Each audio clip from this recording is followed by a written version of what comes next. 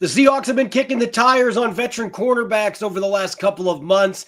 They finally have added to the group with a familiar name. We'll be breaking down Shaquill Griffin's oncoming reunion in the Pacific Northwest and where he fits in Seattle secondary coming up next here on our Wednesday edition of Locked On Seahawks.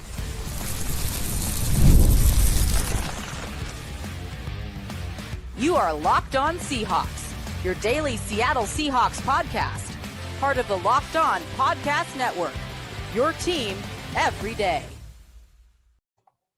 Greetings, 12. This is Corbin Smith, host of the Locked On Seahawks podcast, your daily Seahawks podcast, part of the Locked On Podcast Network, your team every day. Glad to be joined, as always, by my co-host in crime, Rob Rang, and a special thanks to all the 12s who are listening in, whether you are in Bellevue, Washington, or Portland, Texas. We greatly appreciate each and every one of you for making Locked On Seahawks your first listen 5 days a week. We're going to be diving into the latest addition, the latest new player added to the Seahawks roster. We've got receiver talk coming out of the offseason program and heading towards training camp, and number 65 through 61 in our 90-man rundown. So without further ado, let's get to it. Now for your lead story here on our Wednesday edition of Locked On Seahawks. John Schneider and company, it's well documented that they have been scouring the free agent scrap heap, looking at veteran cornerbacks for the last couple of months. They looked at Rasul Douglas. They looked at Shaquill Griffin. They were linked to Jalen Ramsey as a trade possibility. Now, Rob, we know who is going to be coming back to Seattle. Shaquill Griffin signing a one-year deal worth $3 million, could be up to $4 million. With incentives. And this is the first thing that I'm going to say. And we talked about this a little bit a few weeks ago. I actually was kind of lukewarm on this happening at this point, just because they had been talking to Griffin for a couple of months and it just didn't seem like a deal was coming together. But $3 million with up to $4 million in incentives.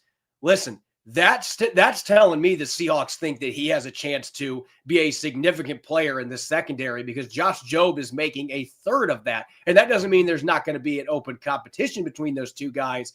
But this seems like pretty darn good money for a player who has been in the free agent market this long. We know how many games Shaquill Griffin started. He's been a Pro Bowler before, very familiar with Seattle.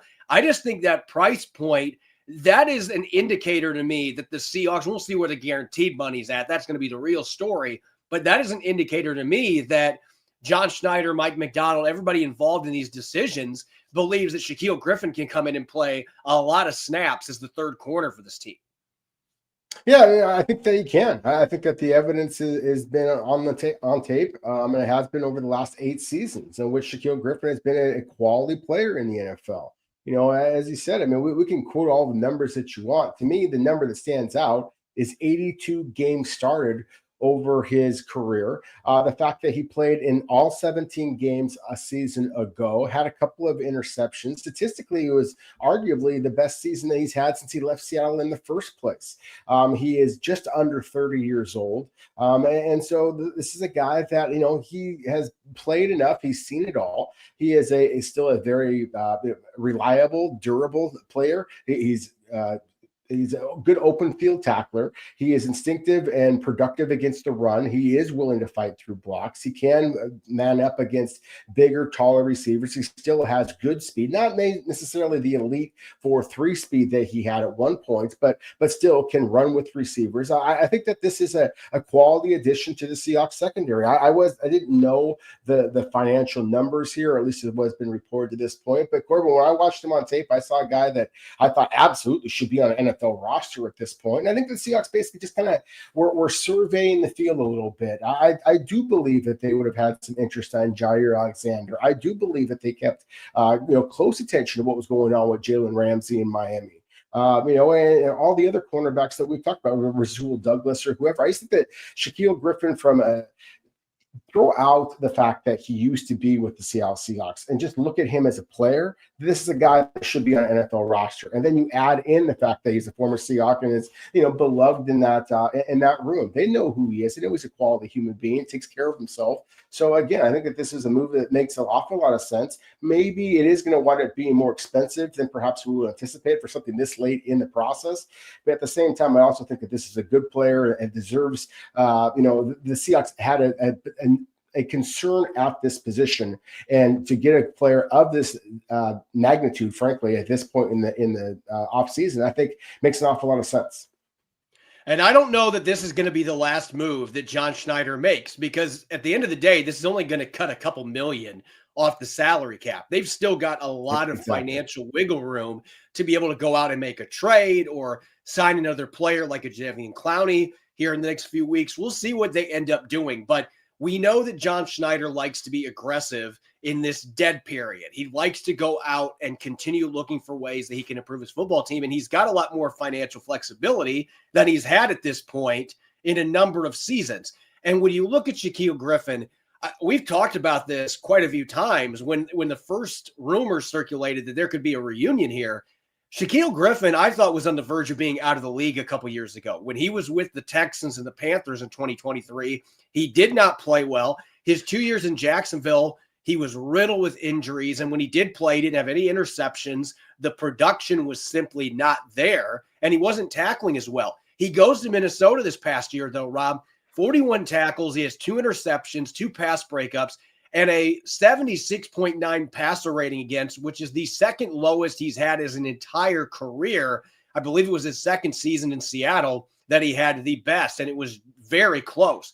So the argument I'm making here is that Shaquill Griffin is being that third corner in Minnesota. He got to play quite a few snaps as that rotational nickel dime add on the outside. He even played a few snaps in the slot. You got really good production from him as a tackler. You've got a couple of interceptions, which that has been something that's been hit and miss for him. Maybe the biggest issue in his entire career is he hasn't created enough turnovers consistently, but he's gotten his hands on the football a lot, had a couple pass breakups for Minnesota. I thought it was the best season that he had since his Pro Bowl year in 2019 for the Seahawks. You can make an argument even the last year in Seattle, even though he had the interceptions, he gave up a lot of touchdowns in 2020. And that was part of the reason Seahawks were not willing to match what the Jaguars paid for him. And that ended up being a good move. But I think at $3 million, a guy that's still, he's just going to be 30 years old next month. He still can move really well. We got to see him in the game against the Seahawks last year at Lumen Field, and he got his hands on a pass. I think that this, at worst, is going to give you the best competition that you could have got your hands on without giving up a draft pick. Maybe Jalen Ramsey is a superior player, but you'd have to give something up to get him. He's more expensive. Shaquill Griffin gives you a guy that can, at minimum, he's going to be able to push Josh Jobe, who you were excited about what you saw last year. But a lot of times guys that have emergent seasons out of nowhere like that, it's really hard to replicate that the following year. So you want to have at minimum somebody that can really push him. And if Shaquill Griffin ends up beating him out, that's going to be a good thing as well, because both these guys have 1 year on their current contracts. So Griffin's got a great opportunity here to be able to get playing time in a familiar setting, in a defense that I think he's going to fit in pretty well with, because he has been a willing tackler. There has been some physicality to his game, and he's got that confidence and that swagger that I think Mike Macdonald really wants out of his cornerbacks. I think it is a solid fit for him. We'll see. I'm not predicting he will. I think that they have a chance potentially for him to win that job against Josh Jobe coming up in training camp. I think there's a good chance of that. I think that, as you mentioned earlier, I think that the contract suggests that the Seahawks think that there's a good chance that. Look, I'm a big fan of Josh Jobe, so I think, and frankly, I'm excited about the upside Nehemiah Pritchard has demonstrated as well. But at the same time, again, as you just said, when talking about Josh Jobe a moment ago, that sometimes you see players that play very well one season, and then can they duplicate that when the league has an off season to really put you on tape and really figure out your deficiencies. You see an awful lot of players that flash and then are not consistently effective in the NFL as time goes on. That's one of the reasons why, again, Shaquill Griffin is as impressive as he is. And there's a lot of good quality journeyman players. We're going to be talking about some of those players here in a few minutes when we do our top 90 breakdown. But I just think that Shaquill Griffin, again, at the price point that at least is being reported, that it made an awful lot of sense. And I mentioned before the timing of it. And I think that, it is the off season. It is the dead season, so to speak. But it's also, you have obviously another, a month basically until training camp. That an NFL team is giving a player a month to basically mentally and physically prepare themselves for the rigors of training camp. If you are a player that's at least perceived to be on the outside looking in, you need that time to kind of build your body back up. So kudos to the Seahawks. If this is the move that they wanted to make, and obviously we've been talking about this for a while now, we knew that they were kicking the tires. Kudos to make the move now, rather than risk losing this player over the next month or so. And then again, giving the player a real chance to do something rather than sign him on the eve of training camp. It gets all kinds of buzz, but it doesn't actually put the player or the team in the best position to move forward. When we come back, we are going to continue our position by position overview coming out of the offseason program, and we're going to go to the receiver spot. That'll be coming up next year on our Wednesday edition of Locked On Seahawks. Guys, you've probably heard of Viagra or Cialis. Maybe you've even tried them. But if you're looking for something beyond the usual pill, it's time to meet Rougiette Ready. Rougiette Ready is a next-gen prescription treatment designed to amplify arousal in the brain and boost blood flow. Unlike the usual pills that can take hours, Rougiette's 3-in-1 formula dissolves under your tongue and kicks in fast on average in 15 minutes. Effects can last up to 36 hours, so you can stay confident and in control when the moment is right. If traditional options haven't worked for you, Rougiette might be the answer. Over 150,000 men have already made the switch. You can even read real customer reviews on their site. It's helping a lot of people feel more confident and present in the moment. Head to Rougiette.com/LockedOnNFL and use the code LockedOnNFL to get 15% off today. That's RUGIET.com/LockedOnNFL and use the promo code LockedOnNFL for 15% off. Individual results may vary with prescription treatment. Compounded drugs are permitted to be prescribed under federal law, but are not FDA approved and do not undergo FDA safety, effectiveness, or manufacturing review. Please visit the Rougiette website for full safety information. Welcome back to the Wednesday edition of Locked On Seahawks. I'm your host, Corbin Smith. Glad to be joined as always by my co-host in crime, Rob Rang, and a special thanks to each and every one of the 12s tuning in. Thank you as always for making Locked On Seahawks your first listen 5 days a week. We greatly appreciate it. As we've been doing since that final whistle at mandatory minicamp, we are diving into all of Seattle's position groups coming out of the offseason program and heading towards training camp. And we've got three main questions. Who's got the most on the line? Who has the most upside? And, of course, we've got the bold predictions at each position group. We're going to swing to the receiver spot, a new-look receiver spot. There's plenty of returning players. Jackson Smith-Njigba now clearly the number one target for the Seahawks, but you've added Cooper Kupp, Marquez Valdes-Scantling. You added Torrey Horton and Ricky White III in the draft. Jake Bobo's back.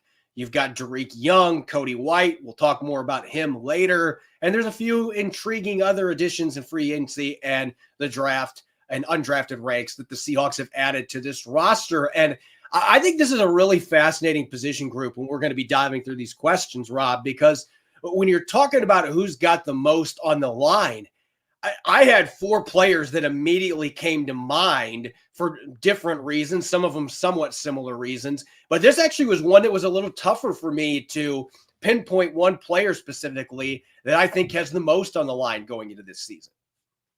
Yeah, it was difficult for me as well. I think you could make an argument that it'd be Cooper Kupp or Jackson Smith-Njigba for obvious reasons. But I'm gonna kind of follow your lead yesterday, sir. You mentioned Jarek Reed II, and the fact that he kind of started off with some splash, and then of course we haven't seen much since. And I'm gonna remind people of one of the receivers that you didn't mention a moment ago. It felt like you mentioned all 12 of them, but I don't remember you mentioning the name Derek Young.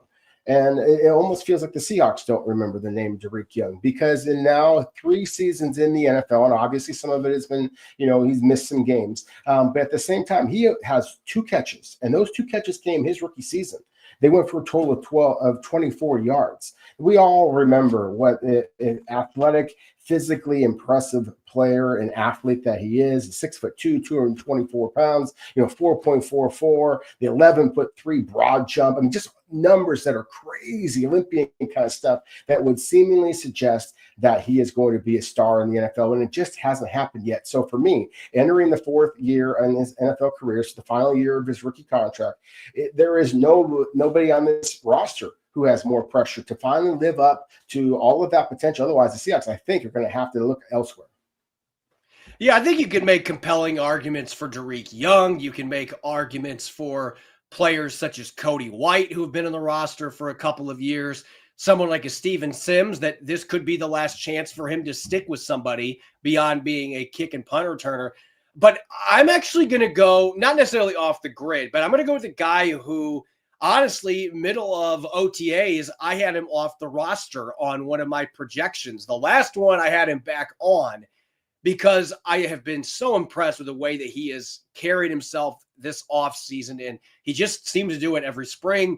Jake Bobo, to me, is the player that's got the most on the line, because this is a new offense for him. And yet, the more I got to watch him in it, I thought this might be the very best fit he's had in his NFL career to this point, as far as a scheme that fits what he does well. Because Clint Kubiak's going to want his receivers to get after it as blockers. 2 years ago, Jake Bobo was the second best graded receiving blocker by Pro Football Focus by a pretty wide margin, those first two guys.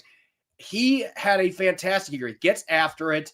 He's a guy that can catch the football in spurts as a possession target. And I just feel like the stuff that Clint Kubiak's going to be asking him to do, because he's a really good route runner, even if he's not a overly fast or quick receiver, he's big. He knows how to use his body, and he knows how to run routes, and he knows how to be able to get open against specific defenses because he's a smart player. I think he does so many things that fit this timing-based offense better than what last year in Ryan Grubb's offense were. I think his lack of athleticism hurt him more with what they were trying to do. I think this system's going to play well. The question is, can he translate what we see in offseason and training camp practices? Can he translate that consistently to the regular season? I don't think that's all been on him. Again, I think last year was just not a great fit for him offensively, and we saw in his rookie year that he made some big plays. But I think Jake Bobo can be an X factor in this passing game, because stylistically, this is a really good fit for what he does well in Clint Kubiak's offense. So I think he does have a lot on the line. This is year 3, and this is a chance for him to maybe secure a second contract with the Seahawks or impress other teams. But this is the best offense he's had to this point to really maximize what he does well. So I do think there's a lot of pressure on him. As far as the most upside, listen, I think it'd be easy to point to a player like Torrey Horton, who had a great college career. He's coming off an injury, but he's a 4.3 guy. It'd be easy to point at somebody like Marquez Valdez-Scantling, because he is the one guy that can really stretch the field. Cooper Kupp, if it's 2021 Cooper Kupp, but he's going to be 32. To me, this still is Jackson Smith-Njigba. I think that you're looking at a player that is just scratching the surface of what he's capable of doing. And he had 100 catches last year, 1,000-yard receiving season for the first time. But he is now truly the alpha. He's going to get more opportunities on the boundary. And I think that his route running ability and ability to create after the catch, those are going to be magnified in this offense. So I still think JSN now is the chance for him to really emerge as a top 10 receiver. If he's not already in the position to maybe be in that discussion, this could be the year that he does, because I do think that Clint Kubiak is going to know how to really build this offense around what he does well. And I think that is a much larger palette than, say, somebody like a Jake Bobo. No question about it. I mean, JSN has the highest upside. I think that, again, we can talk all we want about the elite athleticism that is a guy like a Derek Young or Marquez Valdez-Scantling. Both of them ran faster 40-yard dash times, obviously just kind of kiss the ring if we want to talk about like a Cooper Kupp, or the upside, as you mentioned, of some of the younger players as well. But JSN, just his body type for one. I think that he is built for the physicality of being the primary go-to wide receiver. I think that the route running skills, his elite lateral agility that was demonstrated in his shuttle times, the sticky hands, his mental makeup. I mean, this is a player, Corbin, who signed with the Ohio State Buckeyes as an elite 5-star recruit, much valued guy out of Texas. He is used to being able to respond to pressure. Everybody cites, of course, his unbelievable performance against Utah. I believe it was in the Rose Bowl. It was a couple of years back, where it's just record-breaking stuff. He has shown an ability to kind of play at his best when the lights are shining bright, and the lights are shining brighter than they ever have now. It's one of the reasons, again, I think you could make an argument that he has the most on the line. But I do think from a physical standpoint, from a mental standpoint, from a fit in the system standpoint, that Jackson Smith-Njigba is on the cusp of a monster season, and a huge part of why I do believe the Seahawks, again, are going to be marching into the postseason. As far as bold predictions go, this is going to be one, this is going to be one that I think fans are going to hear, and they're going to be like, wait, that's not a cool bold prediction. That's not necessarily what we want to hear. I don't necessarily think that this is a bad thing, and I'll explain why. But my bold prediction is that the Seahawks have 2 receivers with 90-plus catches, but only 1 with over 1,000 receiving yards, and that is going to be JSN. And that doesn't mean that Cooper Kupp is not going to be effective. I think what this is going to be telling about is the run game working much better. And I think that the Seahawks are going to stick with it a lot more than they have in recent years. You're going to see the running game feature a lot more than we've seen under Shane Waldron, Ryan Grubb. They are going to be motivated. They're going to be dedicated to it. As Abe Lucas said, it is non-negotiable. We are going to be elite at running the football. And I think that is not necessarily going to limit targets necessarily, but I think it's going to be tougher to get those volume stats in terms of yardage, just because there's going to be more plays on the ground and more emphasis on the running game. So that's my bold prediction. That doesn't mean the passing game is not going to be effective. It might end up being more efficient than it has been the last couple of years because of that run game taking pressure off Sam Darnold, the offensive line, you name it. I have a hard time believing they're going to have 2,000-yard receivers this year, and that not necessarily a bad thing. Could it be? If your run game isn't working and that happens, it's probably not a good year for the Seattle Seahawks. But I think it is going to be caused by the fact that they are running the football effectively on offense. Corbin, it's funny when you mentioned that this might not be a prediction that you thought our listeners and viewers, and as you always say, thank you so much to all of our listeners and viewers. But as you were just saying there, you thought that it might be one that they don't want to hear. I kind of chuckled because I was thinking along the same lines, like, what if, and I don't want to make this prediction, barely even want to utter it out loud, but should a Cooper Kupp or a Jackson Smith-Njigba have any type of injuries, then again, the real depth of this year, this Seahawks receiver room, to me, is a huge concern, and one of the biggest areas of concern, in my opinion, heading into this offseason. I would not be surprised if Seattle was looking to still make another move.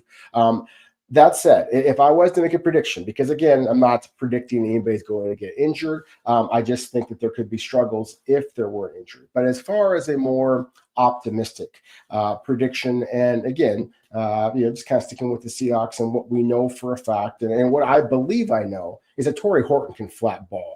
And I think that Marquez Valdes-Scantling, with all due respect, is going to start the season as Seattle's primary number 3 vertical shot, number 3 receiver. I think by the end of the season, Torrey Horton is going to leap past Marquez Valdes-Scantling and play that role. I think that he is not necessarily going to be a Pro Bowl type of a star in the NFL, but I think that he is going to be the featured deep threat in the Seattle's offense. I think that he is going to put up numbers similar to what Marquez Valdes-Scantling put up in limited action a year ago, averaging north of 18 to 20 yards per reception with 3 or 4 touchdowns that are absolute game changers just because of the athletic ability this kid has, his ability to track the ball over his shoulder. He just, again, has to be healthy. And again, that is my biggest concern overall of this entire wide receiver group for the Seahawks.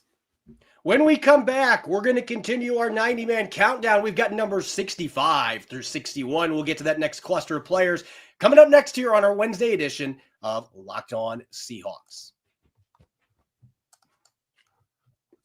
Ever wish managing your money felt easier? With Monarch Money, it can. Whether you're growing your savings or planning a big purchase, Monarch puts you in the driver's seat. It's like having your own personal CFO, giving you full visibility and control over your finances. Monarch Money isn't just a budgeting app. It's a complete financial command center. You can track all your accounts, investments, and spending in one place, so you stop just managing your money and start building wealth. When I started using Monarch, I realized just how much I was spending on pizza delivery. Now I'm budgeting smarter. I'm saving money for other expenses that pop up in my life. And instead of juggling multiple apps, you can use Monarch to check your finances, track spending, and even plan your long-term goals. Managing money with your partner is smoother than ever. You can track shared and personal accounts, set goals, and stay on the same page without all the stress. Take control of your finances with Monarch Money by using the code LOCKEDINNFL at monarchmoney.com for 50% off your first year. That's monarchmoney.com, code LOCKEDINNFL for half off your first year.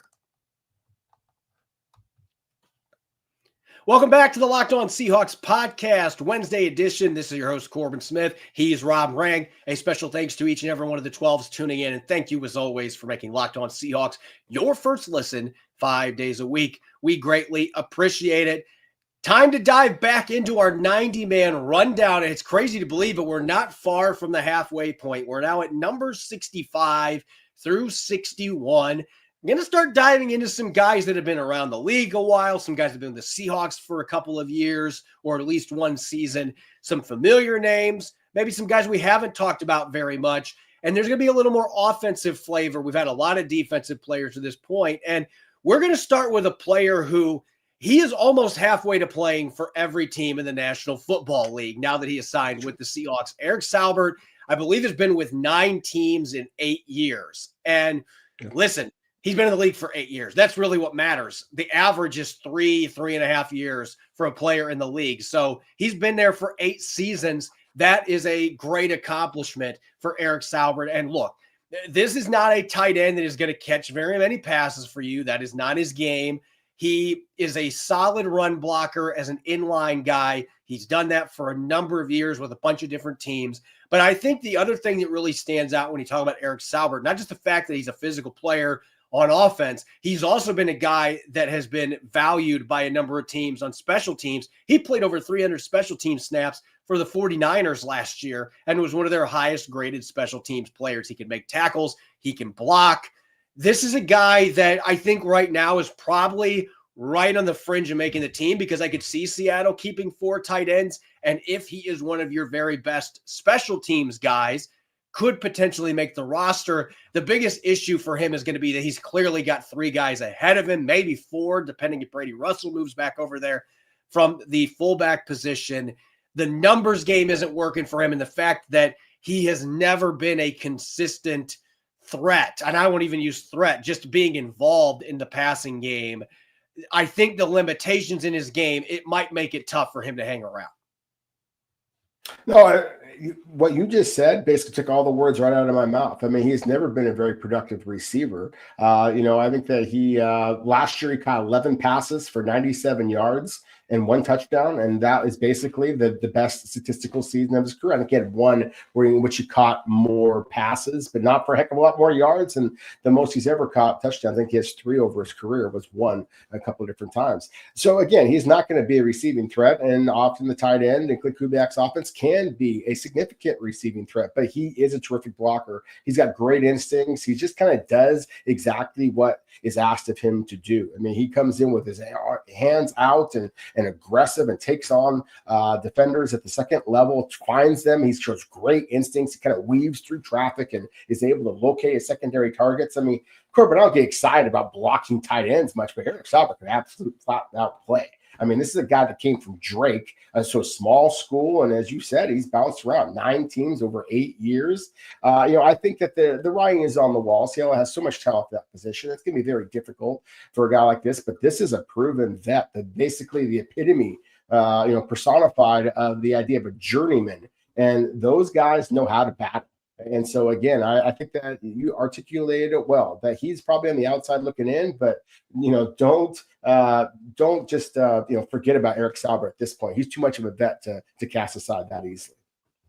Going to the backfield on offense, last year, we talked about this a lot in August. You and I both believed George Holani, by the middle of training camp, had earned a spot on Seattle's roster, and ultimately running back is a position that a lot of times it's easier to sneak guys onto the practice squad, just because there are so many guys that it's like receiver. It just is flooded with guys that get cut, and teams aren't rushing to add guys typically. Not that it never happens, but Sometimes you see this where guys like George Holani, Seattle just feels like, well, he had a really good preseason, good training camp, but he's a running back. We think we can slip him through. And they were able to slip him through waivers. They brought him back in the practice squad. He's suited up for a handful of games. He was on the injured reserve list, on the practice squad injured reserve list for a good chunk of the season, but he came back, and thank goodness they had him available with Ken Walker's injuries late in the season and guys being banged up. You were able to see him get a couple of carries. Holani is going to have a really tough time making this team without injuries in front of him now with Damian Martinez. Kenny McIntosh played well at the end of last season. You still got Walker and Zach Charbonnet. There's so many guys in front of him, but this does feel like a player who you absolutely want to keep around as that insurance policy, because we know running backs can drop like flies. It is a high attrition position. He can catch the football. He was really good in pass protection last year, and that was something we thought might get him a spot on the roster. And he's also been a solid special teams guy. He's another player that just knows how to do the little things you have to do to be a backup running back and make it in the National Football League. So I'm not counting him out. I think it's going to be really tough for him to make this roster, but I would not be surprised at all if he is the running back that ends up being on the practice squad, especially with the emphasis that they're going to have now on running the football. Yeah, he's a talented back. Everything I saw last year suggested to me he should be on an NFL roster as a runner and as a receiver. When he was cut, I really dove into his pass blocking tape, and there were some misses in pass protection that I think is part of the reason, at least. He's an older back. He's 25 years old already. He's only in his second NFL season. And as you mentioned, he had some durability issues at Boise State. I think those are all factors, as well as the fact that this 2025 draft class, that NFL teams, of course, knew about last year, that they didn't necessarily want to go to invest a lot of money in a guy. And so that's one of the reasons I think the Seattle was able to kind of sneak him onto the practice squad. If he shows improved pass protection, Corbin, and he still shows the juice and the contact balance, just has the effective training camp and preseason games that I expect of George Holani, I am confident that he's going to wind up being on an NFL roster, whether it be in practice squad or elsewhere. I just think that this is a legitimately talented back that the other NFL teams, if not the Seahawks, are going to be very interested in as well. In terms of legitimate NFL talent, I'm not afraid at this point to say that Cody White absolutely deserves to be characterized at that. And we got to see him play in a couple of games last year. He's been with this team now for a couple of seasons, and Cody White is just one of those guys. You go back and you look at his high school accolades. This guy was basically all state in every male sport at his high school, and he was an honor roll student. Like he is just one of those guys that just, he does things the right way. And he's a big receiver. He's 6'4", 6'5", and he can move. He makes plays in training camp and preseason, and he's been consistently doing that. In the one game he got significant snaps last year, he nearly led the Seahawks to a win over the Rams with a couple of huge plays that he made. One big catch in overtime. He drew a pass interference call. He's been a good special teams player. The issue is, I don't know if Seattle, even with the moves they've had, I don't know if Seattle is the team where he is going to finally break through in week one and be on this roster. I think he's a legitimate NFL guy. The issue is that there's a lot of guys that can say that at the receiver position, and it can be really difficult to make a roster. I saw him doing a lot of first-team reps at mandatory minicamp, so maybe he ends up being higher on the totem pole than we're projecting. But I think Torrey Horton coming back healthy, Ricky White III, Jake Bobo, it just feels like there's going to be guys ahead of it. It is going to be tough, but not impossible for him to make this roster. Yeah, I really like Cody White. I just like his game. I think that he, again, as we talked about before, Eric Saubert, at least as a blocker, there's just so many things that he does well that are not just the physical things, that, the speed, the size, the hands. He catches the ball at its highest point consistently. And there is so few big receivers that fail to actually do that. And Cody White consistently does that. He has a little bit more juice to him than you expect of a receiver of his size. He strikes me as a very hardworking player. He's been effective on special teams in the past as well. He's a guy that I think is a quality NFL player, should be on an NFL roster. I just don't know that he's a difference maker. And that's the thing, is I feel like he is kind of destined to be on the third, fourth, fifth kind of wide receiver. And I think that the Seahawks need somebody who has a little bit more juice consistently consistently rather than sneaking by people. They need somebody who might be able to blow by them. And that's where I think that a guy like Torrey Horton or even Ricky White III, for that matter, it's just been a more consistent vertical threat, at least over their college careers in their cases. And that's what's going to put the pressure on Cody White to be able to demonstrate that he can be more of that vertical threat presence, if he's going to make this roster. We're going to cap off this latest cluster of players with a couple of defensive veterans who did suit up in at least one or two games for the Seahawks last year. Now, Quinton Bohanna, he is a legitimate 340, 350-pound nose tackle. He looks the part. 355. Yeah, he's a massive human being. He's a very large man. Yeah. He and Jonathan Hankins actually kind of look like twins at times when you see him without pads on. But anyway, he's a massive dude. He isn't going to give you much as a pass rusher, but he did play in a lot of games for the Dallas Cowboys, previously worked with Aden Durde in Dallas. So there's already that built-in relationship. He can hold up at the point of attack against the run. He can take on double teams. He's just not going to be a guy who's going to be making many plays. That's not his game. But you have legitimate film to work with him. He played some snaps in Tennessee and Detroit as well. He's played a lot of regular season football, which Brandon Peely, we talked about yesterday, he's played a handful of snaps for the Miami Dolphins, but the two tapes don't match up at all. To me, Quinton Bohanna has looked much more like an NFL nose tackle. And so I would think if Seattle's going to keep a second one on the roster, Bohanna's been that fringe guy the last couple of years, but he played a lot of snaps for the Dallas Cowboys. He has a lot of experience, and he is just a massive, difficult to move human being. And then as for AJ Finley coming in at 61, the safety, Seattle got him off of waivers from the Chargers last year. And this is going to be as difficult of a position as any for a player who is a fringe guy to make the team. I think DeAnthony Bell and Jarek Reed and maybe even Ty Okada are all ahead of AJ Finley.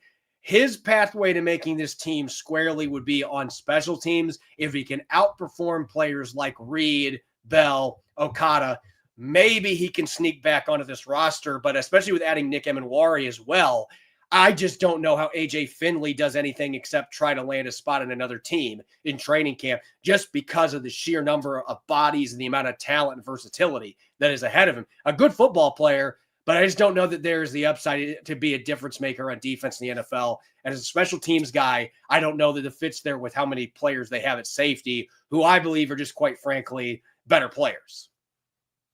Well, there might be better players. They're certainly the Seahawks are stacked at safety. And we've talked about special teams so much before. And Finley has been a quality special teams, but not a star. Whereas some of the other defensive backs that we've talked about, like a Jarek Reed, for example, that's one of the areas in which they have starred. But AJ Finley does have legitimate ball skills. I watched some of the Chargers camp before, and then going back to his college days as well. I mean, this is a guy that can go up and get the football and all those, so those types of instincts and soft hands are always going to get you an opportunity. He's in his third NFL season. He's still only 23 years old. So again, you're just kind of gambling on the athletes here. But again, I think that he is well placed here as far as somebody currently on the outside looking in this roster. Really quickly at Quinton Bohanna, I'm just kind of curious. I blurted out and kind of stole the mic from me for a moment there because the Seahawks actually are listing him at 355 pounds. And that is the largest human being that I can think of that I've ever seen on an actual Seahawks roster. Now, we know that some of the guys like Al Woods, for example, Sam Adams, for example, back in the day, there's been some big boys well over the numbers that the Seahawks put out there. But I'm just kind of curious your thoughts, and even in the comments, I'll be happy to read these after the show and in the future. If anybody can remember an actual heavier human being than Quinton Bohanna, who I 100% agree with you, Corbin, is just an absolute run plugger and perfectly suited to be number 2 behind Jonathan Hankins at that spot. Yeah, I think he's every bit 350. I don't know that he's the biggest man that the Seahawks have had. Brian Monet was over 360 when they got him, and he was in the 340s in his second season. So he became, as Pete Carroll said, he became svelte. But we haven't seen a lot of guys that are that size. They've had a lot of 335, 340-pound players, but 350 plus. I mean, Bohanna's one of the bigger dudes that they've had. And again, he is not a guy that's going to be playing third down. He's not going to be in pass rushing situations. That's not his game, No. but he can give you some snaps as a space eater against the run. And I feel like the Seahawks have to have a second guy that can do that, because you can't rely on Jonathan Hankins to play 50% of the snaps or even 40%. I think you got to have another guy that can give him at least a little bit of a spell at this stage of his career. As always, you can follow me on X and Blue Sky at Corbin Smith NFL. You can follow Rob at Rob Rang. Make sure to subscribe to Locked On Seahawks on YouTube or wherever you listen to your podcast to make sure you don't miss a single episode. Coming up tomorrow, I'm going to be diving into some possible trades. There's one that I'm going to remove. I really don't think Jalen Ramsey's coming to Seattle at this point, but going to be diving into some trades with a little bit of sourcing. Team sources talking to me about the possibilities of Seattle going after a number of different players here before training camp. We'll dive into that. That's coming up tomorrow, plus a mailbag. Make sure that you're listening in and enjoy the rest of your Wednesday. Go Hawks.